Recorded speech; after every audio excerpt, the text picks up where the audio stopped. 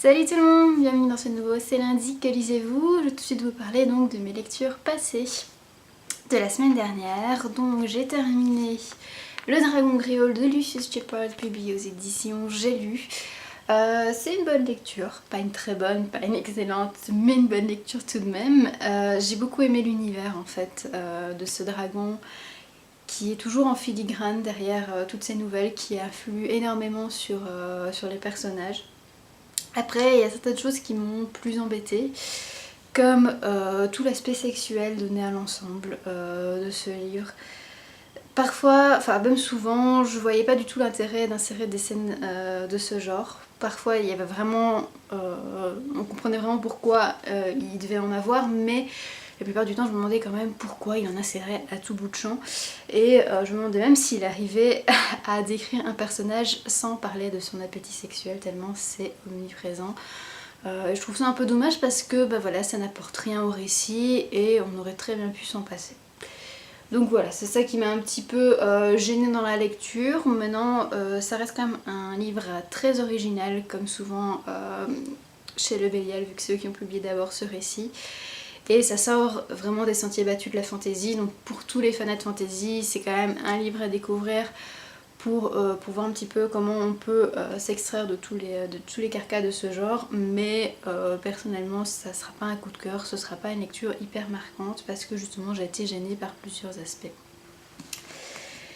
J'ai également lu donc Richard Yates de Taolin, publié chez J'ai lu également.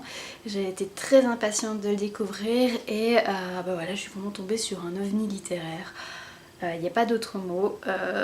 Bon, si on devait un petit peu le rapprocher d'un autre roman, ce serait L'Attrape-Cœur de Salinger. Pour ceux qui l'ont lu, c'est la même... je pense que c'est la même pensée qui a donné ce livre, c'est-à-dire qu'il voulait vraiment décrire la jeunesse de leur temps et surtout le désespoir de cette jeunesse. Donc Salinger sur la jeunesse des années 50 et ici plus de celle des années 2000-2010 quoi. Mais ça reste intéressant à lire, c'est vraiment très bouleversant en fait, de par son style. C'est un style très répétitif, très oral, comme dans le Salinger. Et l'auteur, c'est répétitif en fait parce que l'auteur reprend à chaque fois le prénom et le nom des deux personnages principaux qui sont donc Dakota Fanning et Haley Joel Osment. Donc ce ne sont pas les acteurs. Il a juste donné les noms à ces personnages, mais donc il va pas dire une fois Dakota Fanning, une autre fois Dakota, une autre fois Dak et une autre fois elle. Ça va toujours être Dakota Fanning dit que, Dakota Fanning s'exclame que, etc. Donc oui, c'est assez lourd comme récit, de par le fait justement de ces répétitions. Maintenant, j'ai vraiment eu un tournant, je trouve, à la moitié de ce récit qui m'a vraiment permis de m'emballer. C'est quand on parle plus de leur relation amoureuse et surtout de leur incapacité à mener cette relation amoureuse quoi finalement. Ça m'a vraiment beaucoup touchée en fait de voir comment aller lui voit la relation, estime que Dakota fait pas assez d'efforts, que lui il en fait beaucoup et qu'elle voilà, elle est vraiment en retrait par rapport à ça, et elle qui essaye d'en faire mais en même temps elle a envie d'être égoïste de temps en temps et de se faire plaisir, lui qui réagit très mal, elle qui a vraiment une confiance, qui est vraiment un manque de confiance en elle incroyable, qui se s'estime pas du tout à la hauteur de aller et voilà, ça m'a beaucoup marqué, elle arrête pas de s'excuser, de pas être parfaite, etc. alors que lui se remet très peu en question. Voilà, cette relation m'a beaucoup touchée.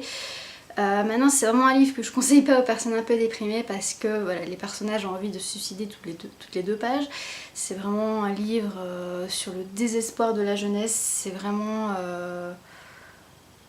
ça plombe l'ambiance quoi, voilà, donc mieux vaut être prévenu. Maintenant ça reste quand même un ovni littéraire que j'ai vraiment aimé découvrir, même si j'ai pas adoré à cause justement de ce style répétitif qui est voulu mais qui entrave un petit peu la lecture, qui fait que moi j'avais vraiment besoin de bouffer d'air très souvent. Toutes les 20 pages à mon avis je devais au moins m'écarter un peu du récit parce que voilà, le style super oral vu que c'est tout le temps Dakota Fanning dit que Haley Joel Osment dit que donc voilà, c'est assez lourd quand même et J'ai dû m'en extraire plusieurs fois, mais c'est pas mal pour le fond, quoi. Voilà. Alors, j'ai également lu le deuxième épisode de Meurtre Holocauste d'Isabelle Bouvier dont je vous parlais la semaine dernière pour l'épisode 1. Donc le deuxième épisode s'appelle Le Bichon Maltais et c'est toujours aussi chouette, c'est toujours aussi sympa donc de découvrir Anna qui est donc la tueuse à gages pour petit budget on va dire. Et comment elle gère ses affaires, comment elle a... comment dire...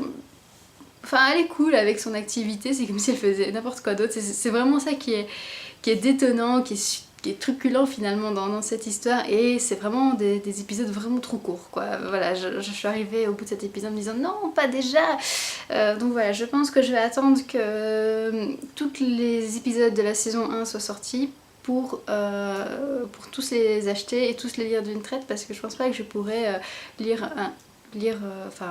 mettre des temps d'attente entre chaque épisode, c'est vraiment trop dur.